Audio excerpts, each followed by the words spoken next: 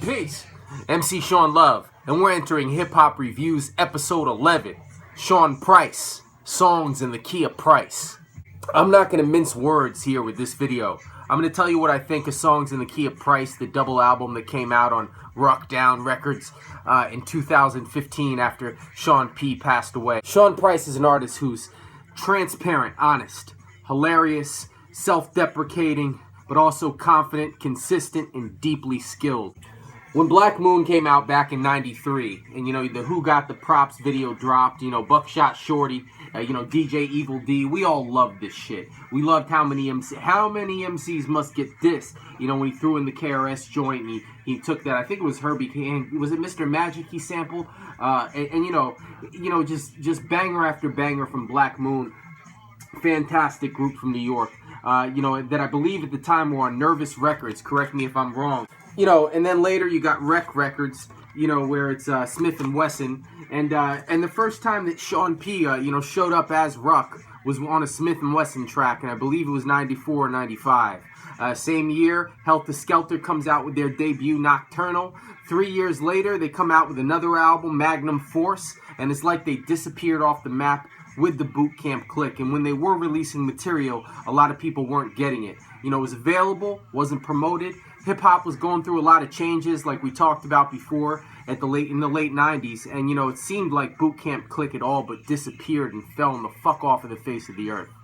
Enter Shawn Price, reinvented in 2005 with Monkey Bars, comes back again with Jesus Price Superstar in 2007, and he comes back again in 2008 with a Helter Skelter album, Dirt. Then he comes back again with Random Acts. He comes back again with several mixtapes out there like Kimbo Price. I didn't mention the Donkey Shawn Jr. mixtape and DVD. And then he comes back again with an album he'd been promising for years, Mike Tyson, M-I-C, Mike Tyson. And then finally, after his passing, the posthumous release, depending on what version you get, you could either get the 8 or 9 original tracks on Song of the Key of Price if you download it online, which I would not recommend doing, or you could get the hard copy, which has got 30 tracks on it. This is a lot more like a mixtape, than it is an album. The tracks that are original are dope, barely any hooks throughout the entire thing. It sounds like they were stretching it thin. It runs about an hour long on both discs altogether, but it sounds like P.F. Cuttin was scratching a whole lot to extend that time. Some of these songs were on collaborations with other artists. Some of them are on beats from the past. Some of them are on original beats. And it's a hodgepodge mix of a bunch of different things. And I think that, this album, Shawn Price, is, in his top form in some ways, but you can tell that he's getting sicker. He slurs through a lot of his verses, which, almost sound doper because he's slurring through them. His voice has changed. Go listen to Monkey Bar. No, as a matter of fact, go listen to some Helter Skelter stuff that he did back in the '90s. Then go listen to Monkey Bars, and then go listen to Songs in the Key of Price, and you can hear how he's slowing down his flow. Go listen to the song King Kong, on Jesus Price Superstar, and then go listen to something off of this. And I'm not saying it's any less fresh because it was fresh. He was reinventing himself as he was changing, and when I say changing, I mean dying. The joint opens up right away with a strong rhyme from Shawn P right out of the box, with a sample by, I want to say, Bernard Wyatt's. It was a Daydream sample that's been used before, but it was used in a very short, choppy, very New York way, and he comes in, with just killer bars. Quiet on the set, no dogs allowed, pow, fire on a pet. And Shawn P was always really very, very overly capable of painting a picture with very few words. Because his stuff sounds so irreverent and cocky and sometimes even lazy and dumb, sometimes you miss the simple brilliance that was a lot of his metaphors and references. A powerful MC, and he proves it again and again with verses on this album. News from the East Side, the beast is back in every one of his raps that he speaks fire.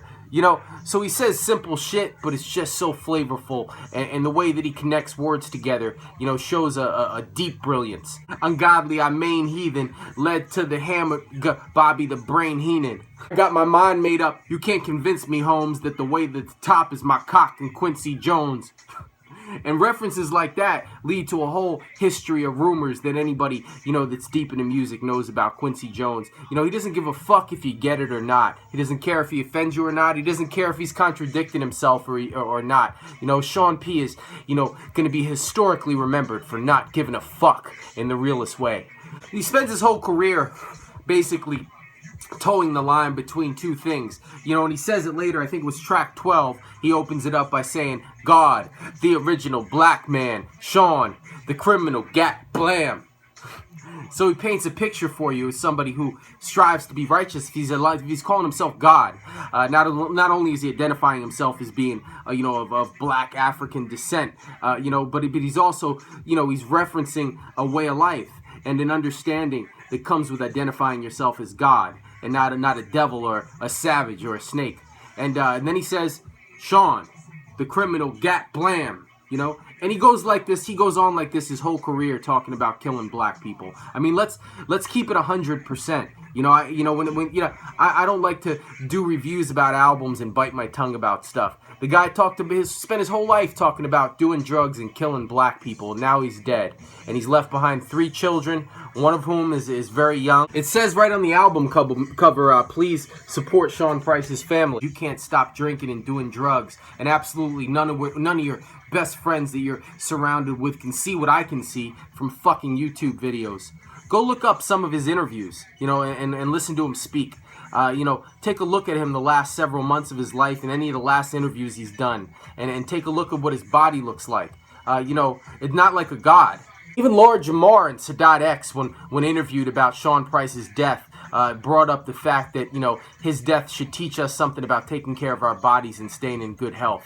And I don't want to give a lecture or anything like that, but a lot of times these MCs are remembered, and we like to write off the fact that they basically bodied themselves, whether it be by affiliating themselves with dangerous situations like Biggie and Tupac and welcoming violence, or whether they just OD'd the fuck out on drugs and alcohol so much for so long that their bodies couldn't take it anymore. If you're to ask me, I'm not a forensic scientist. If I were a betting man, I would wager that's what happened to Shawn Price. And the hip-hop community is worse for it, and so is his family. Over the last couple of years, I guess he'd been collaborating a lot with Illa G, and you can look him up. He's done some stuff since the mid-2000s. You can tell by listening to him why Shawn Price likes him and is including him so much, up to 6 times on this album. And you can also tell why he hasn't become famous, this Illa G, not even to the extent that Shawn Price has. Maybe some clarity can be brought to you by one of Shawn Price's lyrics on this album. He says, I'm a junkie too. My friends all the same. Monkey see, monkey do. It's one thing to listen to this album through the lens, like mine, of a hip-hop listener who loved Boot Camp Click from the very first moment that they came out on the scene to presently, where I'm purchasing their most recent releases. And I see it, and I see Shawn Price as the genius that he is, and I love what he left behind. But try listening to this album or any of his albums as his adult daughter when she gets that old. The weed is green, the paper's brown, the coke is white. Couple positive things that Shawn always communicates in his lyrics, ironically, is about fidelity. He's constantly bringing up his wife Bernadette. He's constantly showing his morals when it comes to friends and family and how much he cares about people. And a lot of his stuff is meant to be taken as humor, but it's not hard to tell that there's a certain truth to his bars when it comes to substance abuse. I know that a lot of people aren't going to appreciate what I have to say about Shawn Price's drug use, but in my own personal opinion, when you've got that much of a support system, and those many people reportedly, religious or devout Muslims, to not have some kind of an intervention, with a brother like Shawn Price, who's so brilliant and had such a blessed life, at least as an adult, being signed so early in his life and having so much success and so beloved on the underground. To not have an intervention is enabling. And, so Rock comes out a little while longer with a song that I think was called The Streets Want Blood. And the message behind that is, Shawn Price didn't have a killer. And, we don't know how to feel because there's nobody to seek revenge on. I hate to say it, but you might want to look in the mirror or maybe look at your buddy Shawn, because these kind of things, could be prevented. Price goes throughout his whole career drawing up a few images that few other MCs can pound into our head and have them last and stay. Firstly his signature P, P, after he says a dope line. I mean, maybe he's like drawing a signature at the end of a bar that he knows only he's capable of writing. He also says, listen, in case the listener isn't paying attention, because what he's got to say has some value, which it does. He always draws comparisons between himself and an ape or a gorilla or some kind of a monkey being. He's a monkey, he's from the jungle. You got to wonder where that line is. Where that's a lot different from a minstrel show. Is it because he spent so much time talking about ingesting and selling drugs and killing people that it's okay? I just don't understand and I admittedly don't understand the values of all parts of the black community, so I don't know where it comes into play or where he gets that pat on the back. But that pat on the back eventually pushed him into a grave when it came to certain things, and I wonder how much stuff is getting excused. It's something worth talking about. And Shawn Price, all this being said, is one of my favorite artists post-2000. I thought he was good when he was with Rock and, he's doing Helter Skelter albums, but I thought he was fucking great. I thought he was a burning flame starting in 2005 when he released Monkey Bars. You could hear it, that didn't give a fuck, coupled with just immense, intense motivation and energy. It shot his career, in terms of all of us that were waiting for records to come out.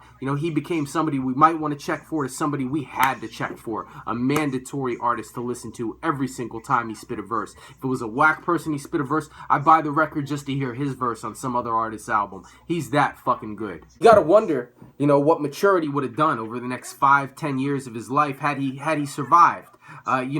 Where that brilliance what directions that might have gone, and how he would have continued to shape and form the personality that he created on the mic. And we hate to miss him, all of us that love hip-hop and know his work, because we know he was one of the last men standing from the post-golden era 90s that could still really hold his own on the mic and tell a lot of other rappers to fuck the fuck off, and had the balls to go up and do it. He didn't mind saying things like, Shawn Carter's cool, but Shawn Carter's nice, but Shawn Price is the best. He didn't hide anything about what he saw his legacy as. And, if you were to ask me, in terms of MCs that could go on and wreck the mic and keep the audience attention and write things that were not disposable, Shawn Price is among the best that ever did it.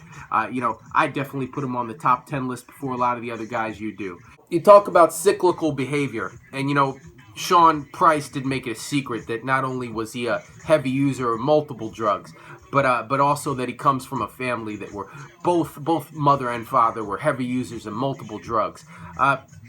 Different psychologists have talked